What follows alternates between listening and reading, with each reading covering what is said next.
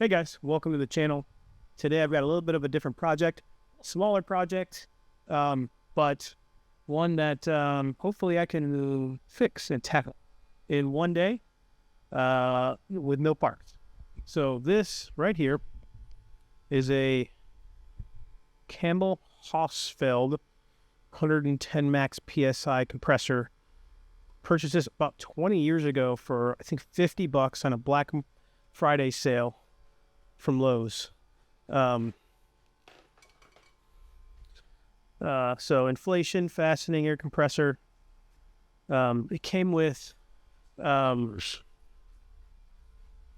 this brad nailer stapler. It's a great stapler, actually. I like it. When it's got plenty of air, it staples really well, for the most part. But this guy, a couple years ago, it stopped.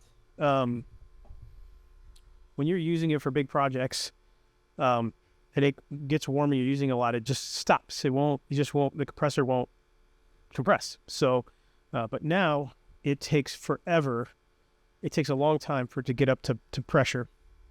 We usually keep it in the RV. I was trying to put some air in the RV tires, and this thing was just running and not building up pressure extremely slow. You can't see that after 20 years, I never took the plastic off of the gauges, but this little Walmart Hyper Tough was outperforming it. That's just to say the least. And then we replaced it with this Craftsman 6-gallon, which has just been a workhorse. But got a 3/16" Allen here. So it looks like there's 4 Allen bolts. And then I'm going to get this cover off, and I'll see what I can do, what it's going to look like after this. I do have a bigger no-name brand. I think it's in the shed right now, that I got before this one, a couple years before this one. I think that's like a 10-gallon maybe. But that one was a $50 Big Lots Black Friday deal. And that one quit working like a few months after we bought it. I had to take the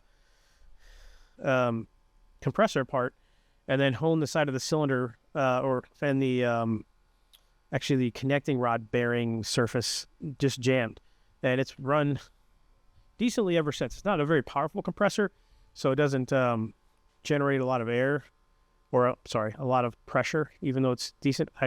I run it with that one over there, and then they work great. But this one, I just want to get going again so we can keep it in the RV and use it as our handy little guy. So I'm going to start with these 3/16 Allens and take this thing apart, see if we can't figure something out on it.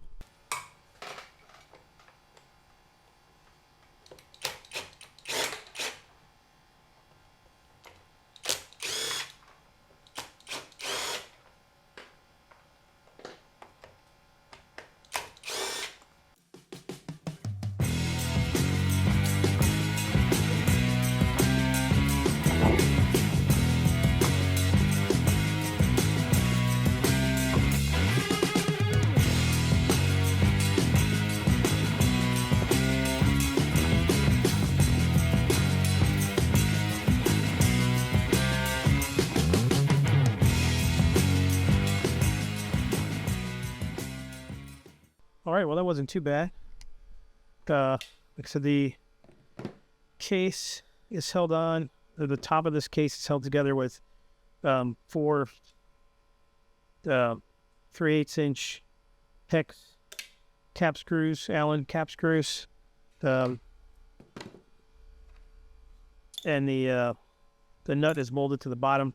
Then there is 4 Phillips head screws underneath that, and 1 grounding screw, and then these are 12 millimeter air hoses. So far, I don't know what's going on here. I think I'm going to take this compressor. So I think this is what generates the air. So I'm going to take this compressor apart and find out, look at the bore and inspect it and see what's going on. So that's the next step.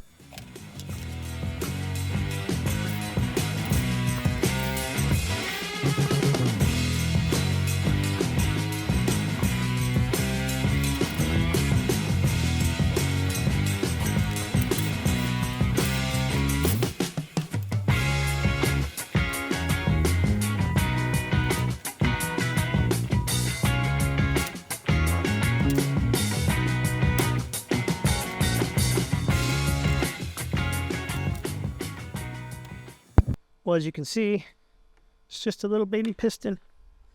And here is the bore, which actually looks pretty clean, I think. Hard to see down in there. Let's see if I can get a light.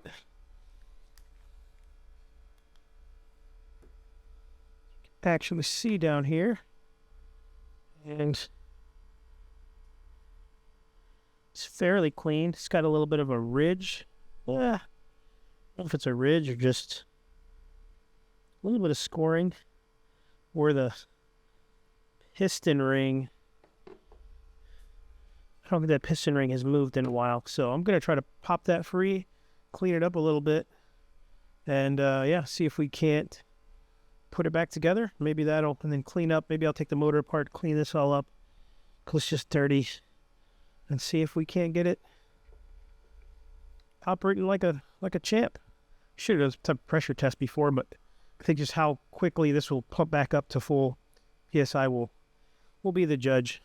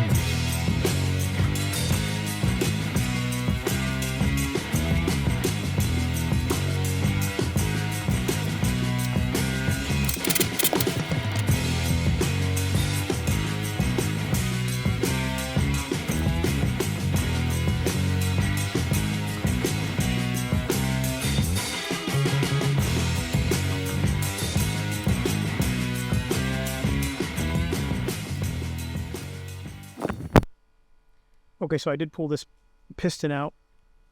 The lower ring, so there's a, hard to see in there, this upper ring kind of fans outward to create a good seal. The lower ring is more of an O-ring than a piston ring. But I made sure to use assembly lube so that it stayed on there. And then I tried to flip this cylinder because the half that towards the bottom, it's actually really clean. So I flipped the cylinder, and then this is a reverse threaded. This 4mm hex here is reverse threaded. So yeah, that's it for that part. And then I'll put it back together here in a second. But the first thing, I think I'm going to take this engine off, this motor off, and like I said, look at it, clean it up.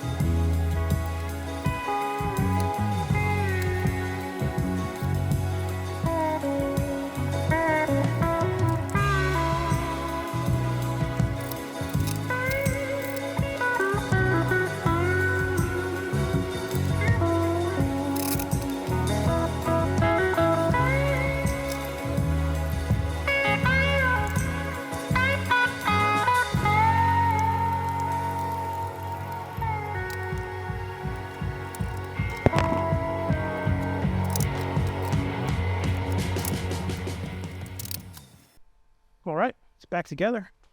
There's not much to it. I was expecting uh, maybe a slightly larger uh, cylinder, but yeah, I guess we're just going to find out how quickly it builds air here. And I've got the nozzle so I can do some spraying. And yeah, if it builds air quickly, then we know I've accomplished my mission. If not, then I don't know. So here we go. All right, guys, that's all I'm putting into this. I would say the performance improvement is marginal at best. I waited a couple minutes. We're at 60 psi, but it's taken a while. So, yeah, the tanks are so good. Maybe I can find another cheap air compressor, that's around 110 psi to go on the back of this. Because why not? So I think that's my next step, to look into another air compressor to possibly mount on this thing. So I can, bring life back into it. So yeah, that's my next plan. So, thanks for watching. If you need to rebuild one of these, hopefully you learned. Like I said, the other one that I rebuilt, this piston had the connecting rod and had a bearing, but like a mini sealed bearing, ball bearing inside, I think. But my other compressor, that was on a shaft and it jammed, and all I had to do was emery cloth it down, and it's been working for 20 years. So not so simple here. I think it's just worn out. Probably the motor itself is not fast enough as well. But yeah, it still works. Still works. So let's see what the next solution is. But yeah, hopefully you learned something. You can tackle a job like this if you're this worse off than mine. But thanks for watching, and catch you on the next one.